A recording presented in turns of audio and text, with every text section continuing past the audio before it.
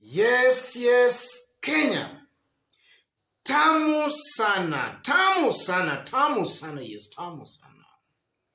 If you look at Daily Nation newspaper today, it captures this story.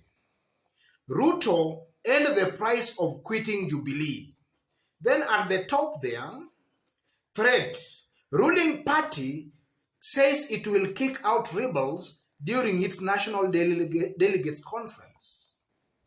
That's the story as captured by Daily Nation newspaper today.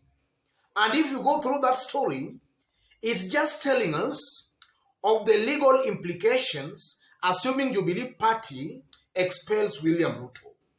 There are those who believe that if Jubilee expels William Ruto, then his position as the deputy president of the Republic of Kenya will not be tenable and that he will now be forced to resign. Some believe that he will continue serving as the deputy president. So I don't want us to dwell into that, but I want us to have a look at the political implications or political consequences of Ruto being expelled from Jubilee party. That's our analysis and discussion today. So if in case you've just bumped on this YouTube channel for the very first time, kindly subscribe, give this video a like. Give it a like, please. Give it a like. Thank you. God bless you.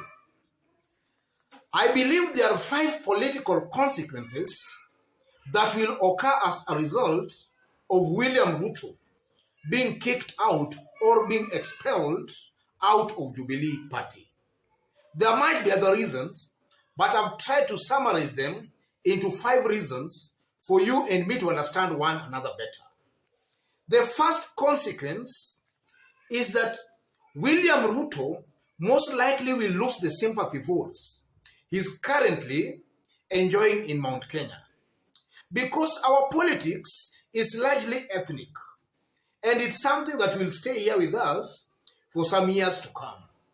As of today when I'm speaking, William Ruto seems to be getting some sympathy vote in Mount Kenya because largely they were campaigning together with President Uhuru Muigai Kenyatta and is still in Jubilee party. Even though he's saying that he's in UDA, he is still in Jubilee party, the deputy party leader of Jubilee. So assuming he's kicked out or expelled, then it will now be very clear to Uhuru supporters in Mount Kenya that Uhuru Kenyatta is not together with William Ruto.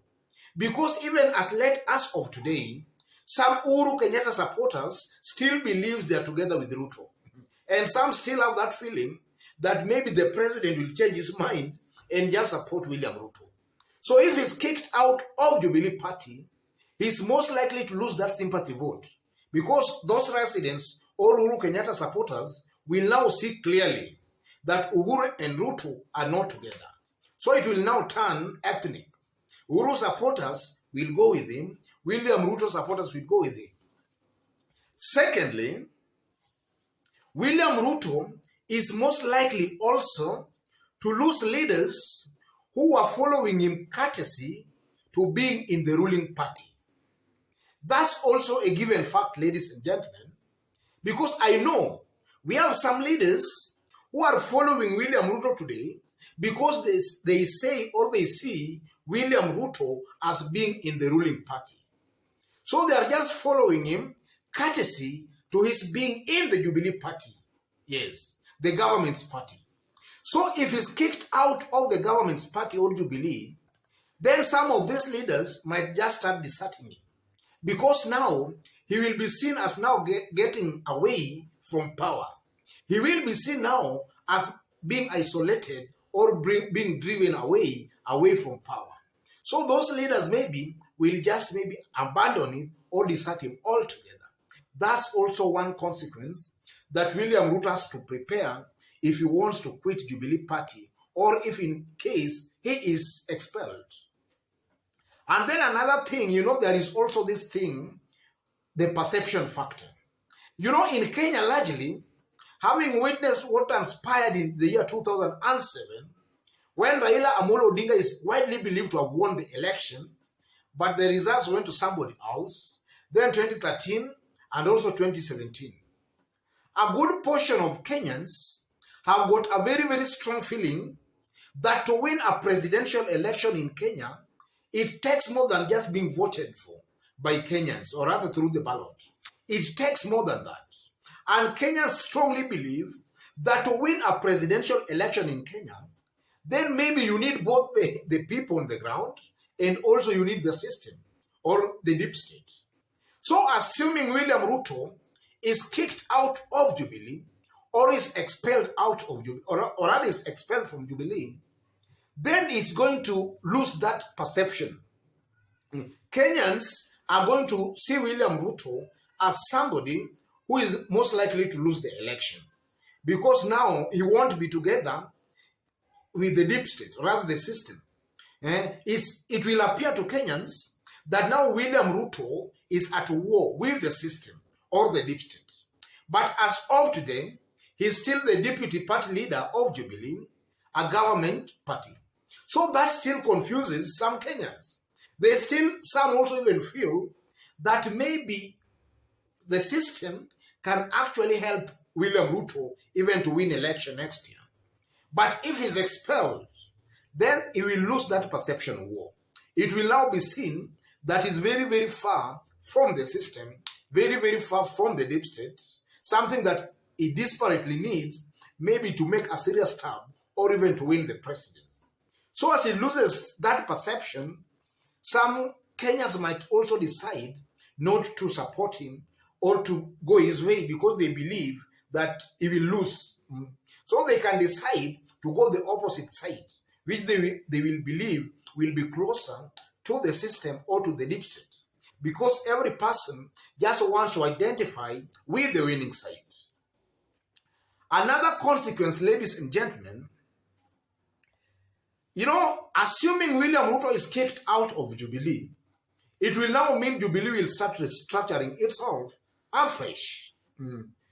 It's better you have a small team but loyal than having a very big team but disorganized. If Ruto is expelled from Jubilee, I'm seeing a situation where Jubilee Party will reorganize itself, and as it reorganizes itself, the party can start gaining back its lost ground. Look at it compared to what is happening today.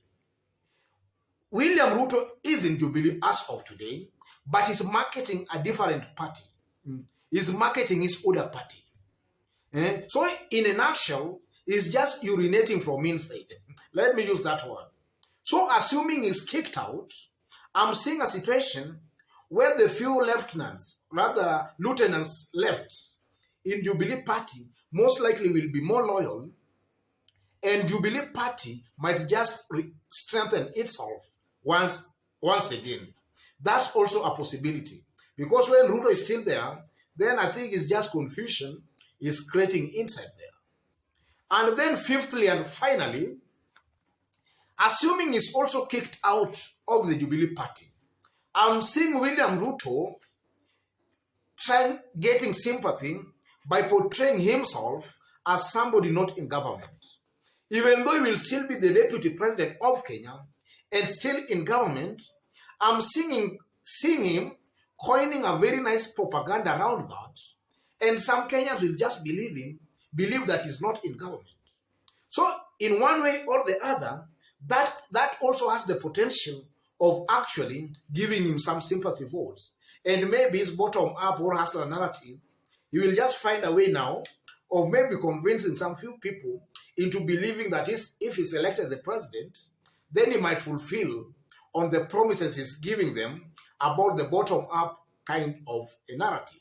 Because right now, when he talks about fulfilling the bottom-up economics, some Kenyans see him as a joke, because right now he's in government and he has been boasting that he has about 150 members of parliament who are supporting him. Why can't he mobilize or organize all these over 150 members of parliament supporting him? Then he starts by implementing some of the implementable policies that will aid the Mama Mboga and Mtu wa chini. Why can't he do that now? So if he's kicked out of Jubilee Party, I'm seeing him really propagating a very nice lie out of that, or rather around that. And some Kenyans might just be left convinced. Otherwise, ladies and gentlemen, just as I did indicate when we were starting, if you've just bumped on this YouTube channel for the very first time, kindly subscribe, give this video a like. Give it a like, please. Give it a like. If you are watching us for the very first time outside Kenya, drop a comment, let us know from which part of the globe you are watching us from. Drop a comment, please. Drop a comment. Our fans and subscribers in this forum, or rather in this channel, I'm very much humbled with the kind of support you are giving me here. By constantly giving our videos likes, constantly dropping your comments. God bless you.